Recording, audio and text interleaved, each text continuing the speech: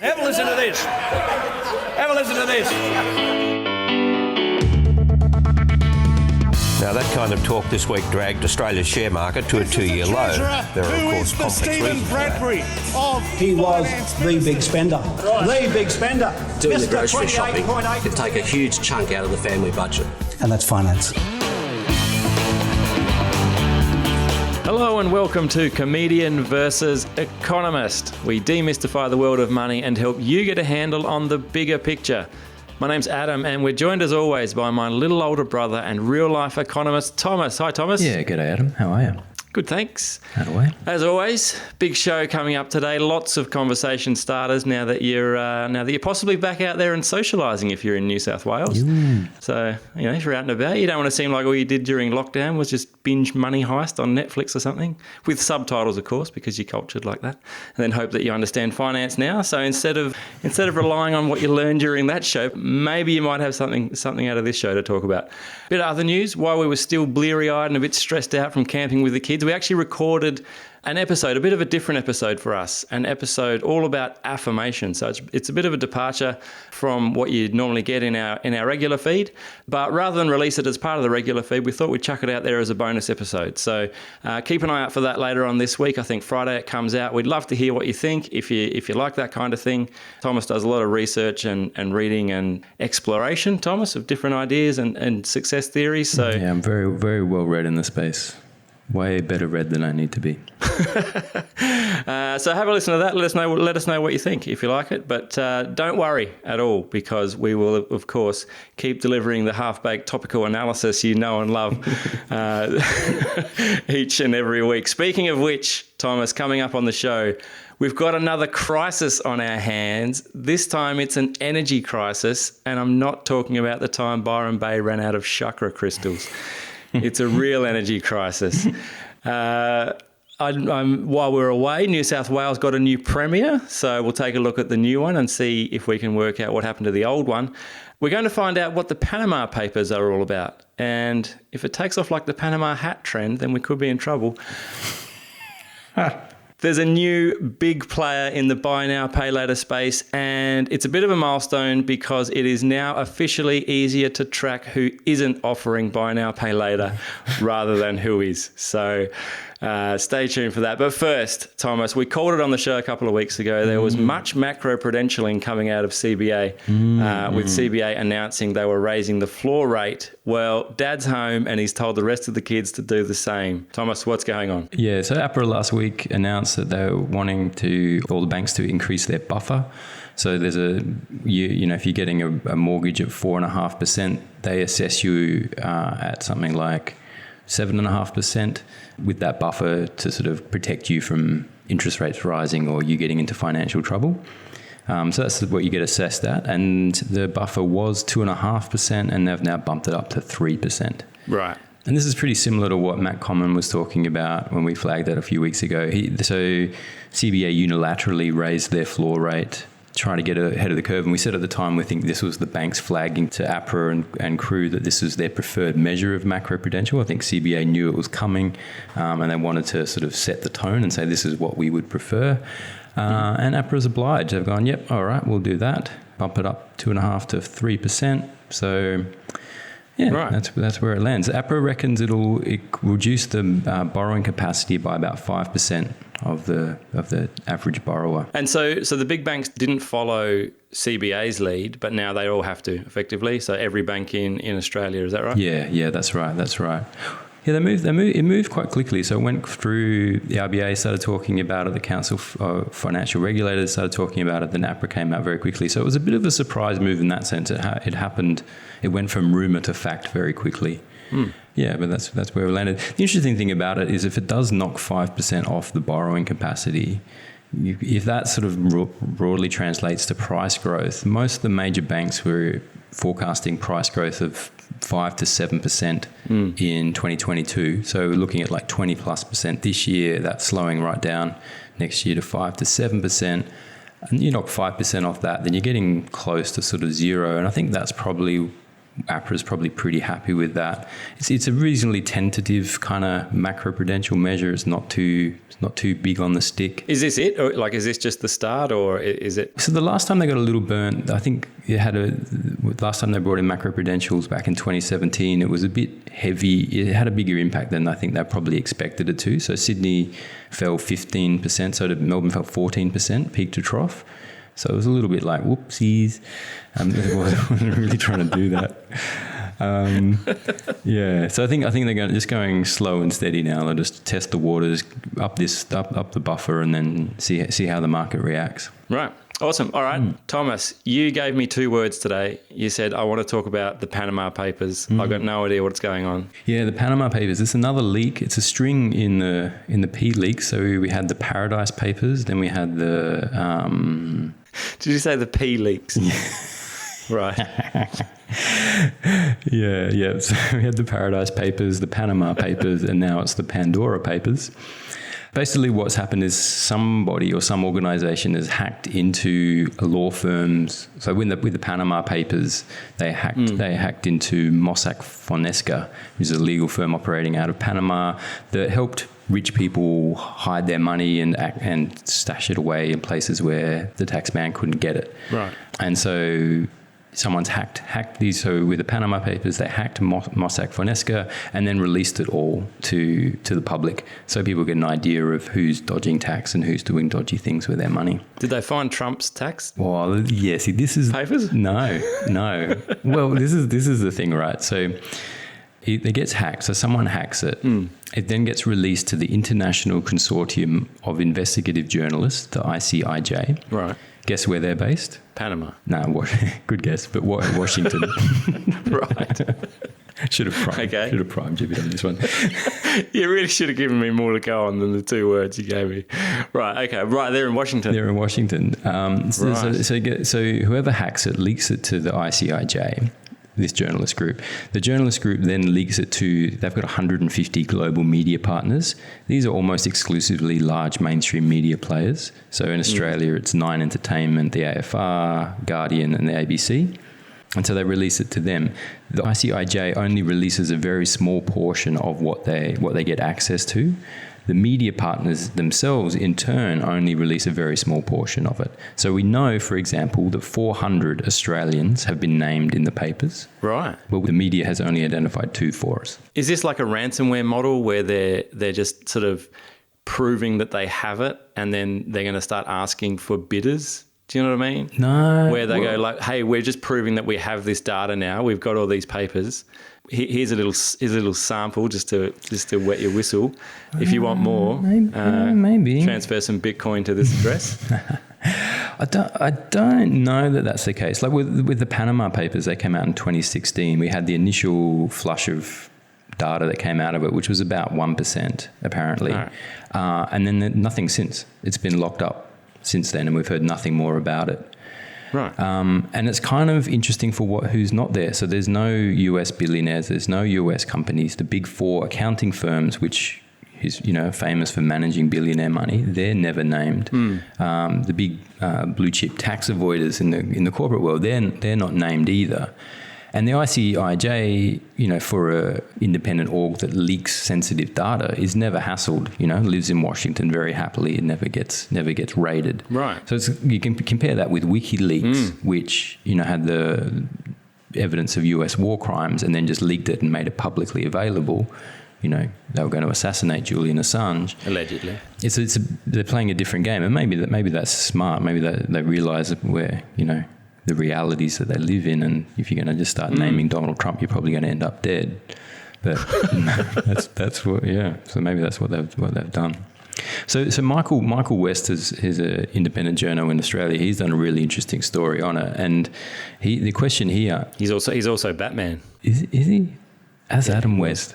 Oh, he was. From 50 years ago.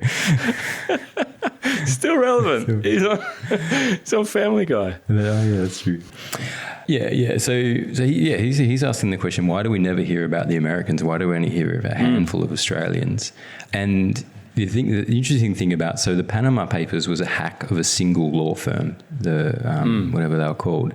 But the Pandora Papers has hacked 14 separate law firms. So he's kind of saying it's at such a scale that it's not just some do-gooder, on their computer hacking away. Like, it kind of looks like it's a sovereign.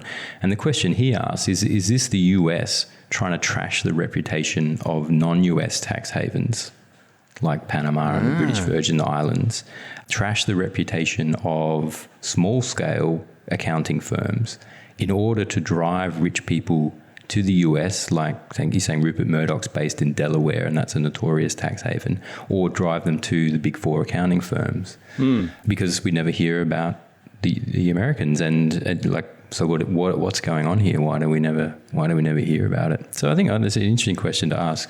Go support Michael West, like he does fantastic work, by the way. They might just be clean as a whistle, the US billionaires and companies. Did that ever occur to you? Oh, yeah. Maybe they're not doing anything wrong, Thomas. I've got cynical in my old age, haven't I? Who are you to start flinging allegations at poor old Donald Trump and other billionaires of his ilk living happily and lawfully in the US, paying their taxes, and you come along. I'm mad about the place. So there's Australians in there, and there's are there other nationalities represented? I mean, it's not just. Oh yeah, it's a full global thing. Like it's. So it's everyone, every sort of nation except the US. Pretty much. I mean, there's the singer Julio Iglesias, there's cricket star Sachin Tendulkar, pop music star Shakira. I guess Shakira is an American. Claudia Schiffer, the supermodel. I think she's German. Yeah. Yeah, and then but not many Americans. Not many.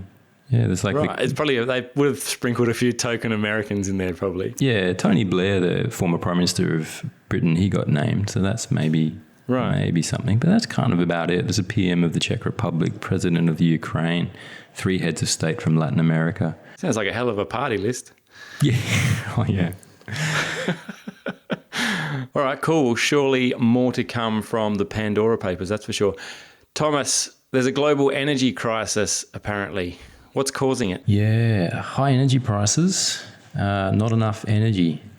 I mean, that's a little bit self-evident, but that's what's going on. So energy prices. The old supply and demand. It is, yeah. Everything in economics comes back to supply and demand, you'll find. Yeah, so, supply is tight. Inventories are super low in Europe and prices are going through the roof.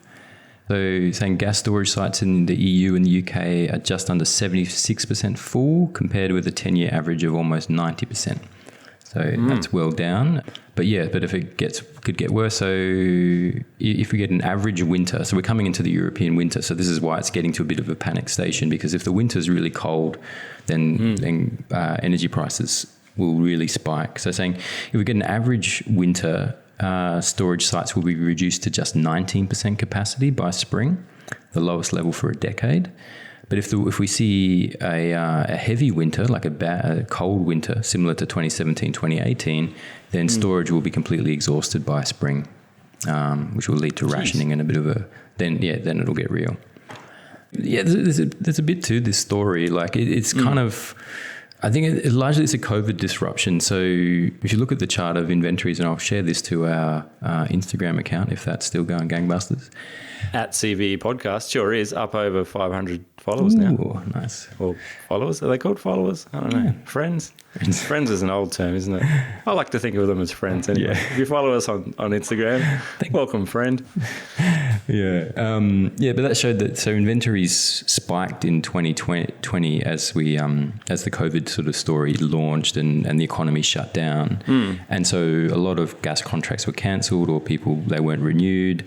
But then the economy came back much stronger than expected. Demand picked up much more quickly than expected, and now we've got an inventory shortage. So is it just in Europe? Is it all of Europe? It's all of Europe. It's also Asia. Asia's got a big problem. So Asia's LNG spot price went up 40%. It's up 40%. Right. We had the largest single movement on Wednesday in history. Right. It's really interesting how quickly this has escalated into a crisis, because it's like it feels like to me inventories are something you've got a bit of a track on. You know, they're at 76% now. Surely at like kind of 81, 82, they're like, we're looking a bit, barrel's looking a bit empty here.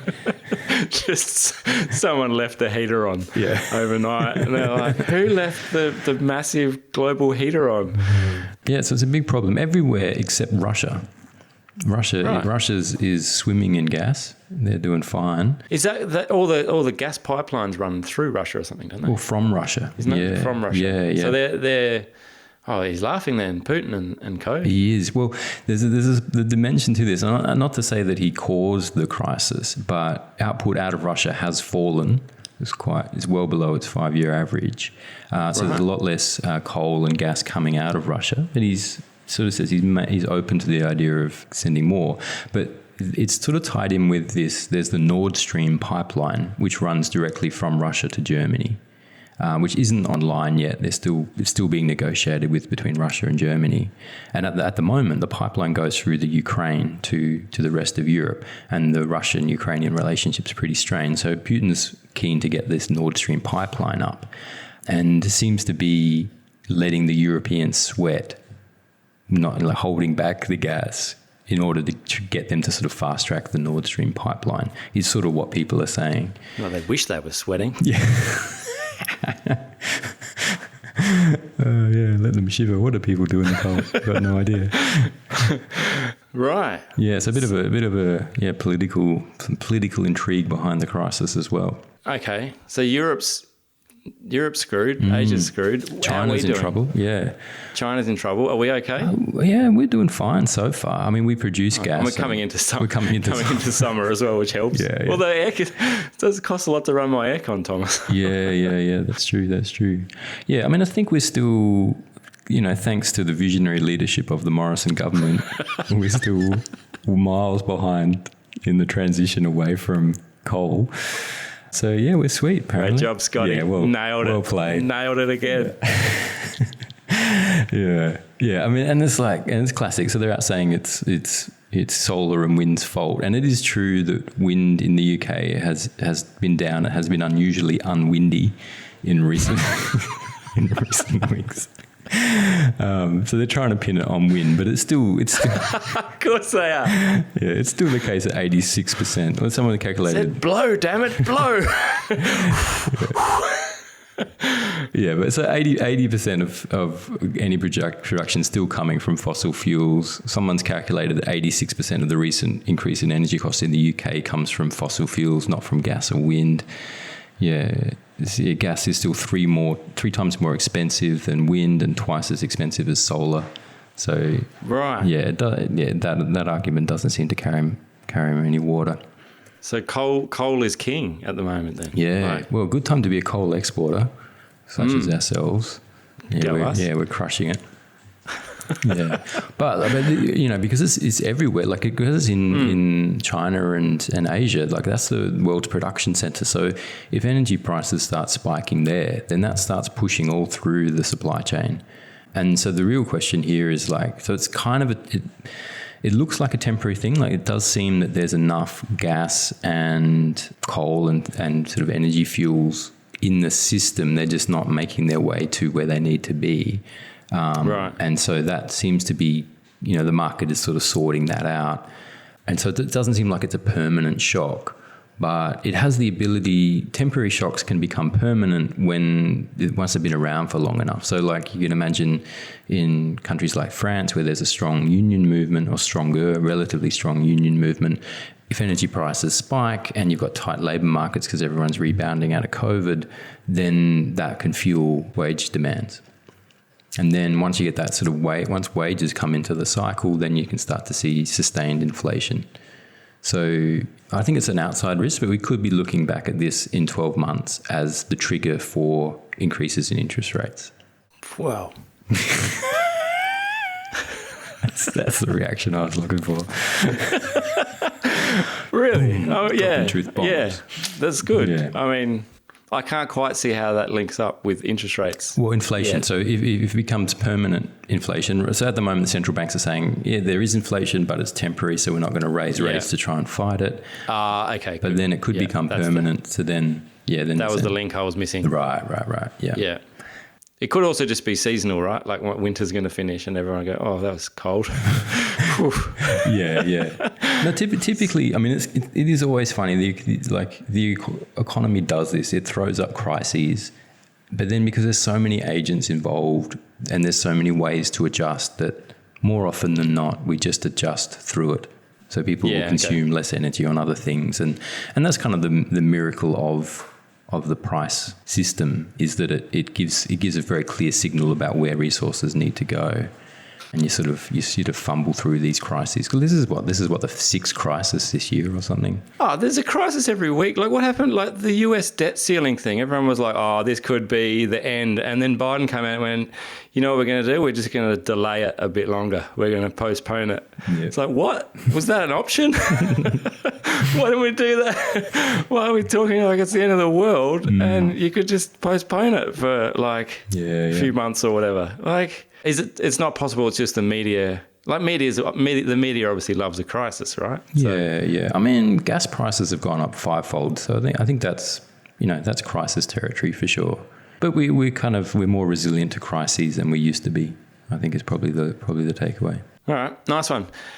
Oh, there's lots to take in that the first little half of this show. So we're going to take a break there, grab a word from our sponsors. While we're doing that, why don't you go and leave us a review on iTunes? That'd be much appreciated. Or better still, you can send us an email, cve@equitymates.com, or on the website, equitymates.com/CVE. We'll be back with more Comedian versus Economist right after this. Welcome back here on Comedian versus Economist. And Thomas, New South Wales has got a new premier. Yeah, he does. They been in the job for about a week now, a week and a half. Yep, just in time to open up the state. Deliver our Freedom Day. He's all over the news. Yeah, I saw that today. All over the papers. It's a good look. You couldn't ask for a better start. How good is it? You show up and you're just like, here I am, and I'm just reopening things. Yeah. It's all me, everyone. Yeah. Just brilliant. Just every image of just him having a beer at a open pub. Like, I'm the guy who opened up the pubs again. I'm the guy. Those who came before me obviously didn't know what they were doing. Well, it's taken me, 2 days? 2 days and we're back open. Can you imagine, like Donald Trump, someone like that, would just have a field day with this. Yeah. Would just be this was all me. I don't think what's his name? Peritet. I don't think he's a Trump. Oh, he was backing Trump back in 2016. That's one of the things we've learnt. Yeah, there's a big difference between supporting Trump, I think, and behaving like Trump. Yeah. Anyway, what's his name? Dominic Peritet? What's Dominic's deal? Yeah, still a bit of an unknown, but the general feeling of the people who know him and the commentators and the other politicians in the space seems to be that he's on the hard right. So he's a Catholic conservative, quite famous for opposing gay marriage and abortion. But that has a sort of an economic dimension where he's got a quote here: I strongly support the principles of free markets. I oppose plans for more social engineering, more welfare handouts, and the continual obsession with our rights at the expense of our responsibilities. So they're all things that are sort of the conservative politicians' bread and butter. But whereas Scotty from marketing is seems to be a bit more of an opportunist, isn't ideologically wedded to anything in particular. You're a big fan of Scotty, aren't you? You're a big fan. I think come the next another election looming pretty soon. I reckon you might want to give Scotty a call and let him know that you are available to work the campaign trail. Because, well, no, I don't think that's a contentious view. I think everyone's has that line, in terms of Canberra insiders. I don't think even Scotty himself would pretend to be an ideologue.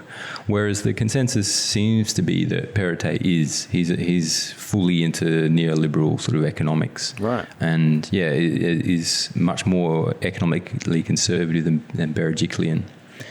Yeah, so he's coming out of the Treasury. So he was the Treasurer until recently. He oversaw, there was a lot of privatisation. So he oversaw the government's sale of the 49% stake in WestConnex for $11 billion. He oversaw the sale of the electricity distributors and generators, the land titles registry, which is a monopoly, by the way. So like, I don't know why you're selling a monopoly. It's ridiculous. And then he had a plan to sell off all of the state's plantation forests in a $1 billion one-off deal. But then the Black Summer fires sort of knocked that deal off the table.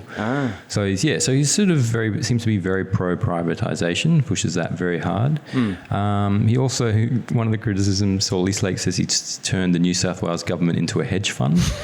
So remember, interest rates hit the floor. If you're a state government, you're effectively rock solid in investment. So you can get money at super cheap rates. So the New South Wales Treasury borrowed $10 billion at very low rates and then reinvested it in the stock market and other financial assets. Brilliant. Yeah. So potentially going to make... if it goes well. If it goes right.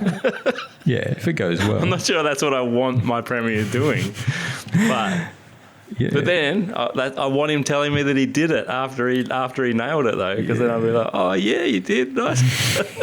I had no idea you were even doing that. What you do? That's crazy. Can't believe it's all worked out so well. Yeah, we're just going to come back and find out it's mostly in Dogecoin. Yeah. But if he comes out ahead of time, and he's like, look, this is my plan. I'm going to take everyone's money and I'm going to stick it in the stock market. Everyone will be like, whoa, you can't do that, mate. That's insane. Yeah. But, if you find out about these things later on and it's all gone swimmingly, then, hats off. So I don't know. It's a risky strategy, but we'll see how it plays out for him. All right, so it's still in there. Yeah, I think so. Yeah, as long as there's not an energy crisis or some kind of... Has he taken any profits yet? He'd be doing well. I don't know. Yeah, I don't think he's personally managing the money, let alone his self-wealth app. A little ping. It's not like Nancy Pelosi, the whale.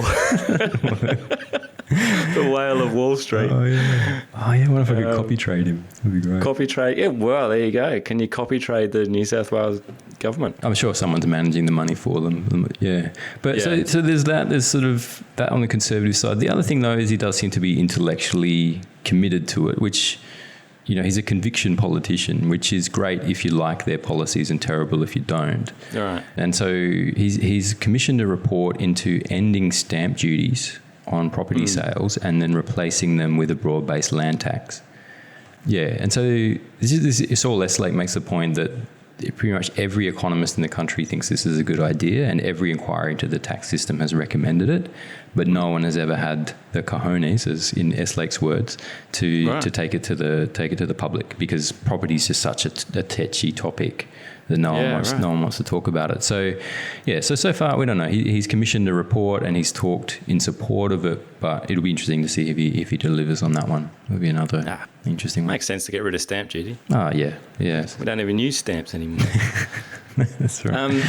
So Gladys is gone. She left sort of a bit unceremoniously. I heard she didn't have to go. I thought there's a lot of talk saying she had to go and she was forced out. But she didn't actually have to go, did she? She was just being investigated. She was being investigated. And so, this is... So Liberal saying, oh, look, it's terrible. The bureaucrats have got in and it's sort of guilty before proven innocent and all this sort of stuff. And it's like, but she didn't have to resign. There was no pressure on her to resign. Well, there was a bit. Well, there was a bit. But if you genuinely believe you've done nothing wrong... I mean, if someone launches an ICAC investigation against you, there's pressure to resign. Let's be honest. Yeah, there is. Maybe no one said you have to resign. No. I mean, she could have you could have stepped aside for a little bit. She could have stood down as Premier, but she chose to quit. And if she was genuinely in the clear, I think it would have been possible for her to say, look, I genuinely don't think I've done anything wrong. I'm happy for ICAC to review the situation and let's just get on with the job of managing the state. But I think she kind of knew what was coming and goes there's no future for me here. I'm out. And we know a bit of it already because a year ago she fronted ICAC to testify kind of in the case against her then boyfriend or one-time boyfriend. I forget his name now. who did some dodgy stuff, and seems that she maybe supported him in doing some dodgy stuff for giving some favours to people in his electorate. Daryl Maguire, is that it? Yeah, cool. Was it the Wagga Wagga one? Yeah. That's it. So she's sort of incriminated herself already, and some people are saying it was kind of surprising that she stuck it out through that period, given that she didn't come out particularly well. But I think that there's a general feeling is like in women that everyone's dated a dodgy dude who's done some dodgy stuff, and it's not fair that she has to cop the flack for it. Not a good defence in an ICAC court, though, is it? Or in an There's not a investigation? precedent for that one, actually. Yeah. I think we've all been there, haven't we, Your Honour? I think we've all had those relationships. I had a girlfriend once that I woke up and my wallet was gone. Yeah. But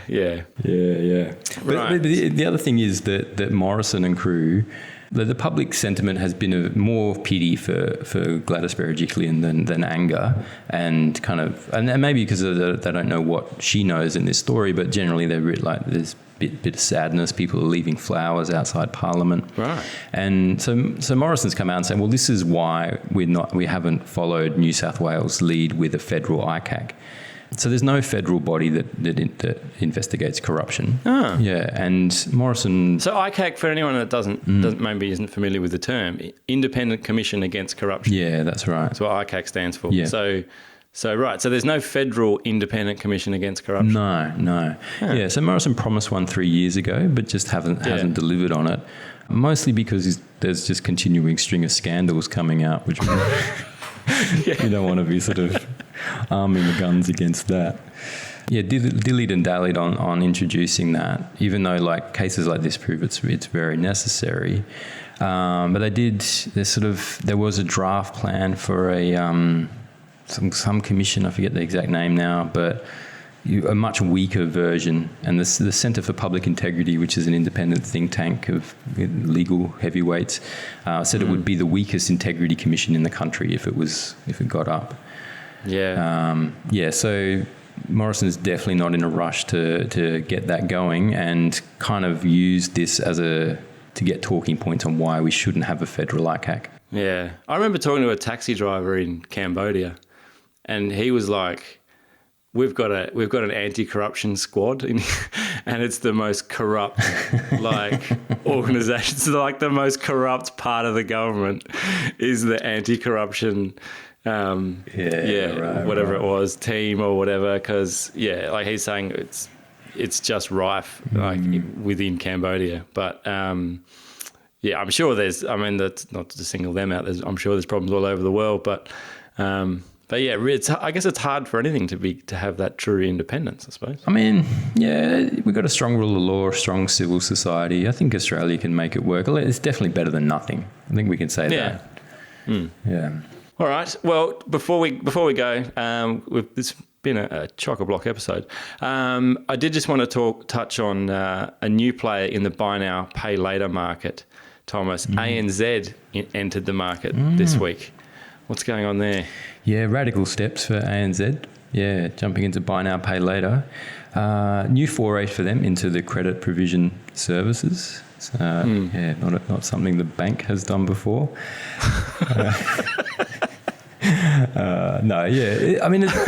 All the big four are in now. Into buy now, pay later, and more people are joining every day. And I think when we talked about Afterpay a few months ago, it kind of flagged this like. Afterpay as a concept buy now, pay later as a concept isn't particularly novel or innovative or amazing. And so that doesn't deliver there's not a moat protecting buy now, pay later as a concept. So anyone so we're seeing a flood of entrants now.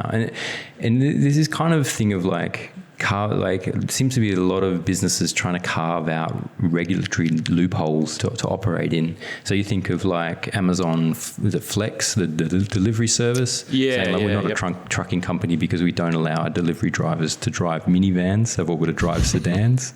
So they're kind of carving out a niche in that loophole. We can't be a trucking company when all our vehicles are Ford Festivas from 2003. Yeah, exactly. Yeah, and then Airbnb. So hotels used to be highly regulated. Airbnb just came on and found a niche where they sort of didn't have to deal with any of that regulation. Uber with like taxis. Yeah. Taxis used to be highly regulated. They came in and found a niche. And so it seems like the first mover into a highly regulated market that finds that niche that isn't squashed immediately can make some supernormal profits.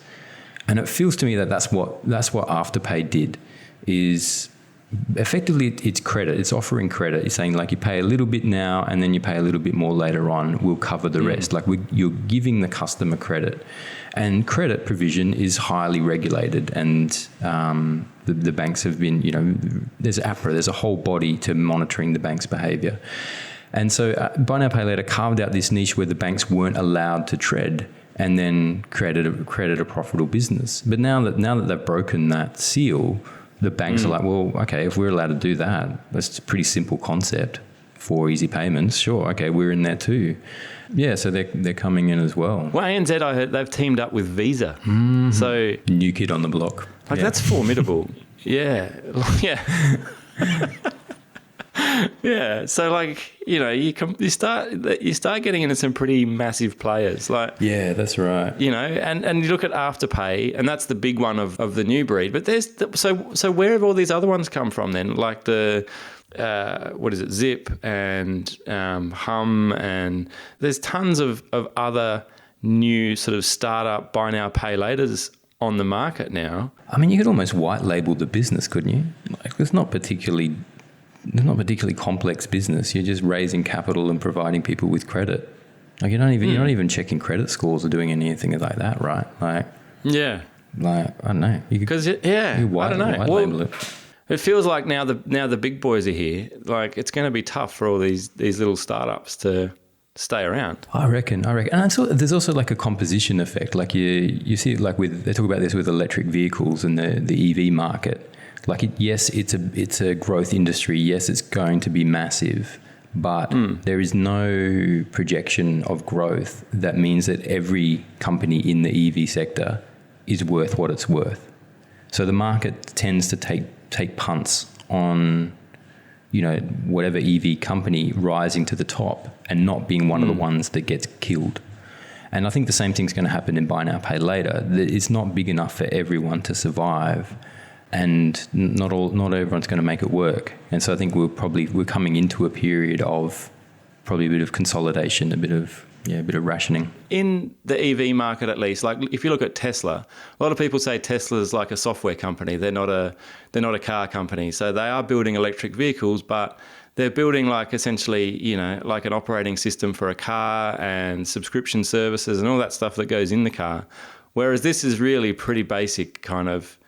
We'll give you some, you buy something and then we'll cover it until you pay in 4 easy installments. There's not a lot of room for like a subscription model or enhancing the product in any way. It kind of is what it is. I mean, some of them they're differentiating a little bit. Like ANZ said, they'll let merchants choose the time by which loans have to be repaid. So it could be 3 to 6 month terms. So there's longer terms maybe is the thing.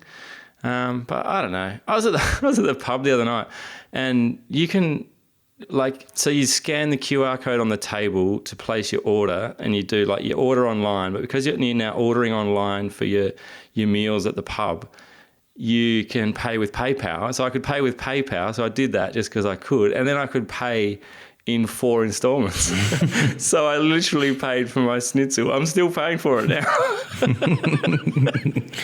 You're always paid for a schnitzel later. Just because I can. I'm now paid for my snitty at the pub in 4 easy installments. But I just had this thought that I don't know what it does to my credit rating. Like, can you just imagine getting denied for a home loan because you're putting all your snitties on credit? Like, a disaster. So I don't know. There's probably a bunch more stuff to come out of it. But yeah, it really feels like now it's now It's a crowded space, yeah. Yeah, the landscape might be changing.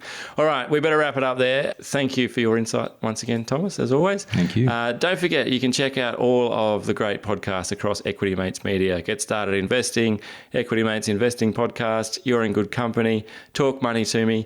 Don't forget also that we've got that bonus episode coming out this Friday. We would love to hear what you think about it, if you like that kind of content. So if you do, or if you don't even, send us an email, cve@equitymates.com, or head over to the website, equitymates.com/CVE. And before I run out of breath totally, check us out on Instagram and Facebook @CVE Podcast. But that is all for us. Thank you for tuning in. We really appreciate it. We'll talk to you again soon. Good night. Comedian V Economist is a product of Equity Mates Media. All information in this podcast is for education and entertainment purposes only. It is not intended as a substitute for professional finance, legal, or tax advice. The hosts of Comedian V Economist are not financial professionals and are not aware of your personal financial circumstances. Before making any financial decisions, you should read the product disclosure statement and, if necessary, consult a licensed financial professional. Do not take financial advice from a podcast. For more information, head to the disclaimer page on the Equity Mates website, where you can find ASIC resources and find a registered financial professional near you. In the spirit of reconciliation, Equity Mates Media and the hosts of Comedian V Economist acknowledge the traditional custodians of country throughout Australia and their connections to land, sea and community. We pay our respects to their elders, past and present, and extend that respect to all Aboriginal and Torres Strait Islander people today.